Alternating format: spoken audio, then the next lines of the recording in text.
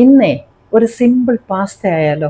കുട്ടികൾക്കും ഒരുപാട് മുതിർന്നവർക്കും ഇഷ്ടമുള്ള റെസിപ്പിയാണ് പാസ്ത. വളരെ സിമ്പിളായിട്ടുള്ളൊരു പാസ്ത റെസിപ്പിയാണ് ഇന്ന് തയ്യാറാക്കി കാണിക്കുന്നത്.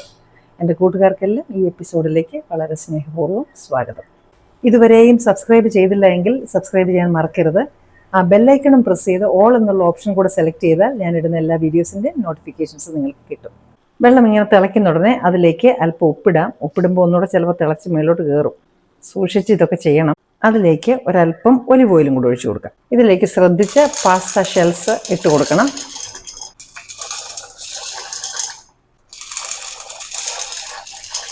ഇത് ഒട്ടിപ്പിടിക്കാതെ നമുക്കൊന്ന് ഇളക്കി വെച്ചതിന് ശേഷം, നന്നായിട്ട് തിളച്ചപ്പോഴാണല്ലോ നമ്മൾ പാസ്ത ഷെൽസ് ഇട്ടത്. അപ്പം ഞാൻ തീ ഓഫ് ചെയ്തിട്ടുണ്ട്. അതിനുശേഷം ഇത് കറക്റ്റായിട്ടൊരു 45 മിനിറ്റ്സ് അടച്ചു വെച്ചാൽ പാസ്ത ഷെൽസ് വെന്ത് പോകാതെ കറക്റ്റായിട്ട് നമുക്ക് വെന്ത് കിട്ടും. അപ്പോൾ പാസ്ത ഷെൽസ് കറക്റ്റായിട്ട് വേകട്ടെ. ഇതിപ്പോൾ ഏകദേശം 45 മിനിറ്റ്സ് ആയിട്ടുണ്ട്. ഞാനൊന്ന് ഇളക്കി നോക്കാം. കണ്ടോ, ഇത് കറക്റ്റായിട്ട് വെന്ത് വന്നിട്ടുണ്ട്. അപ്പോൾ ഓവറായിട്ടൊന്നും വെന്ത് വന്നിട്ടില്ല. അഥവാ ഇനി ഓവറായിട്ട് വെന്ത് പോവുകയാണെങ്കിൽ ഉടൻ തന്നെ തണുത്ത വെള്ളത്തിലിട്ട് കഴുകണം. അപ്പോൾ ഇതിപ്പോൾ കറക്റ്റാണ്. ഇത് ഞാനിപ്പോൾ സ്ട്രെയിൻ ചെയ്ത് റെഡിയായിട്ട് വെക്കാം. സ്ട്രെയിൻ ചെയ്ത് വെച്ചിട്ടുണ്ട്. കുറച്ച് ഞാനൊരു തണുത്ത വെള്ളം കൂടെ അതിൻ്റെ പുറത്തൂടെ ഒന്ന് ഒഴിച്ചായിരുന്നു. കാര്യം ആവി കൊണ്ട് പോലും അത് വെന്ത് പോകാൻ പാടില്ല. സെപ്പറേറ്റായിട്ട് തന്നെ കിടക്കണം ഇങ്ങനെ. ഇനി നമുക്ക് പാസ്ത വെക്കാനായിട്ടുള്ള പാൻ വെക്കാം. ചൂടായി വരുമ്പോഴത്തേനും നമുക്ക് അതിലേക്ക് ബട്ടർ ഇട്ട് കൊടുക്കാം. വീട്ടിൽ തയ്യാറാക്കുന്ന ഭക്ഷണമാണ് നല്ലത്. അതുകൊണ്ട് വീട്ടിൽ തന്നെ ഭക്ഷണം തയ്യാറാക്കുക. Home food is the best food, so cook at home. ഇരുമ്പായതുകൊണ്ട് ഞാൻ തീ വളരെ കൺട്രോൾ ചെയ്തിട്ടാണ് ചെയ്യുന്നത്. അതല്ലെങ്കിൽ പെട്ടെന്ന് അങ്ങ് ചൂടായിട്ട് കരിഞ്ഞു പോകും.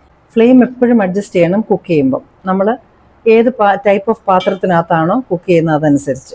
ഈ ഇല കണ്ടോ, നല്ല മുഖപരിചയമുള്ള ഇലയല്ലേ? ഇത് നമ്മുടെ പനിക്കൂർക്കയാണ്. ഇത് ഡ്രൈ ആക്കിയ സാധനമാണ് ഒറിഗാനോ എന്ന് പറയുന്ന സാധനം. അപ്പോൾ ഒറിഗാനോയ്ക്ക് പകരം നമുക്ക് പച്ചയായിട്ടുള്ള ഇതിട്ടാലും മതി. ചെറുതായിട്ടൊന്ന് അരിഞ്ഞു വെക്കുകയാണ്. ഇത് തന്നെ ഉപയോഗിച്ച് നമുക്ക് കുക്ക് ചെയ്താൽ മതി. നല്ല മണം ഉണ്ട് ഇപ്പോൾ തന്നെ. ബട്ടർ അലിഞ്ഞു വരുമ്പം തന്നെ നമുക്ക് വെളുത്തുള്ളി ഇട്ട് കൊടുക്കാം. അത് വളരെ ചെറുതായിട്ട് അരിയുന്നതാണ് നല്ലത്. അപ്പോൾ ഇതൊന്ന് നല്ലൊരു അതിൻ്റെ ഒരു ഫ്രേഗ്രൻസ് വരണം. അതുപോലെ തന്നെ ഈ വറ്റൽമുളക് നമുക്കിതൊന്നിട്ട് വിപ്പ് ബട്ടറിനകത്ത് ഇട്ട് ചെയ്ത് കഴിഞ്ഞാൽ നമുക്ക് കറക്റ്റായിട്ടുള്ള ചില്ലി ഫ്ലേക്സും കിട്ടും. ഇതൊന്നും വാങ്ങാൻ പോകേണ്ട ആവശ്യമില്ല. എല്ലാം സാധാരണ സാധനങ്ങൾ കൊണ്ട് നമുക്ക് വീട്ടിൽ തയ്യാറാക്കാം. നല്ല ഫ്രഷ് ആയിട്ടുള്ള ചില്ലി ഫ്ലേക്സും റെഡി ആയിട്ടുണ്ട്. വെളുത്തുള്ളിയുടെയും കൂടെ ഒരു മണം വരുന്നുണ്ടെങ്കിൽ നമുക്ക് ചെറുതായിട്ട് അരിഞ്ഞു വെച്ചിരിക്കുന്ന സവാളയും കൂടി ഇട്ട് കൊടുക്കാം. കൊച്ചുള്ളിയോ സവാളയോ എന്തായാലും. ഇത് കുറച്ച് കൂടുതൽ ഇട്ട് കൊടുത്താൽ നല്ല ടേസ്റ്റ് ആവും. അപ്പോൾ ഇത് നല്ലതുപോലെ റോസ്റ്റ് ആവണം. അല്പം ഉപ്പും കൂടി ഇട്ടിട്ട് നമുക്ക് വഴറ്റിയെടുക്കാം. അതിലേക്ക് നമ്മൾ കട്ട് ചെയ്ത് വെച്ചിരുന്ന പനിക്കൂർക്കയുടെ ഇലയും കൂടി ഇട്ട് കൊടുക്കാം. പനിക്കൂർക്ക മാത്രം ഇട്ട് കഴിയുമ്പോൾ തന്നെ സംഗതി അങ്ങ് സ്റ്റൈല് മാറും. അവൻ ഇറ്റാലിയൻ ടേസ്റ്റ് അങ്ങ് പിടിക്കും. അപ്പോഴത്തേന് ഇതിനകത്ത് തക്കാളി ഒന്നും ചേർക്കാതെ വളരെ ബേസിക് ആയിട്ടുള്ള വളരെ ടേസ്റ്റി ആയിട്ടുള്ള ഒരു പാസ്ത റെസിപ്പിയാണ് ചെയ്യുന്നത്. പക്ഷേ ചില്ലി പേസ്റ്റ് ചേർക്കുന്നുണ്ട്. ചില്ലി പേസ്റ്റിൻ്റെ റെസിപ്പി ഞാൻ ഓൾറെഡി പോസ്റ്റ് ചെയ്തതാണ്. സെർച്ച് ചെയ്താൽ നിങ്ങൾക്ക് കിട്ടും. അതൊന്ന് തയ്യാറാക്കി എപ്പോഴും നമ്മുടെ റെഡിമെയ്ഡായിട്ട് വീട്ടിലുണ്ടെങ്കിൽ ഒരുപാട് കാര്യത്തിന് വളരെ ഈസിയാണ്. അതൊന്ന് ചേർത്ത് കൊടുത്താൽ മതി. റോസ്റ്റായി വരുമ്പോൾ നമ്മൾ ചില്ലി ഫ്ലേക്സ് അതിനകത്തേക്ക് ഇടാം. അപ്പോൾ സ്പൈസ് നമ്മുടെ ലെവൽ അനുസരിച്ച് ഇടണം. ആവശ്യത്തിന് മൂത്തിട്ടുണ്ട്, കരിഞ്ഞു പോകരുത്. ഇതിനകത്തേക്ക് ഓൾ പർപ്പസ് ഫ്ലവറോ അതല്ലെങ്കിൽ ഗോതമ്പ് പൊടിയോ ചേർക്കുക. മൈദ ആയാലും മതി. ഒന്ന് റോസ്റ്റ് ചെയ്താൽ മതി. ഇതിലേക്ക് നമുക്കിനി ചൂടുവെള്ളം ഒഴിക്കണം. ഞാൻ തിളപ്പിച്ച് വെച്ച വെള്ളമാണ് ഒഴിക്കുന്നത്. എളുപ്പമുണ്ടല്ലോ. അപ്പോൾ ഇതിന് ഉപ്പുണ്ടോ എന്ന് നോക്കിയിട്ട് ഉപ്പ് ചേർക്കണം.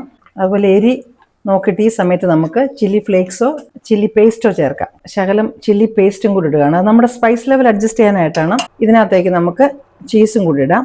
അപ്പോൾ നന്നായിട്ട് ഒന്ന് അലിഞ്ഞ് വരുമ്പോഴത്തേനും സോസ് തിക്കാവും, കുറച്ചുകൂടെ ചീസി ആവും, ടേസ്റ്റി ആവും. ചെഡർ ചീസാണ് ഞാൻ ഉപയോഗിച്ചിരിക്കുന്നത്. ചീസ് അലിഞ്ഞ് കഴിയുമ്പോഴത്തേനും നമുക്ക് ഷെൽസ് ഇട്ട് കൊടുക്കാം. അത് ഓരോന്ന് ഇടുന്ന ഒന്ന് ഇളക്കിയതിന് ശേഷം അടുത്തത് ഇടാം. അതുപോലെ സോസിന് ചേരുന്നത് ഇടാവൂ. അപ്പോൾ നമ്മുടെ simple pasta recipe, simple pasta റെഡിയാണ്. ഇഷ്ടപ്പെട്ടു എന്ന് വിചാരിക്കുന്നു.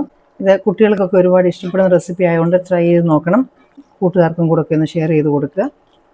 ഇനിയും നിങ്ങൾക്ക് ഇഷ്ടപ്പെടുന്ന മറ്റു നല്ല റെസിപ്പിയുമായി വീണ്ടും ഞാൻ എത്തും. Till then I M signing off and you stay safe.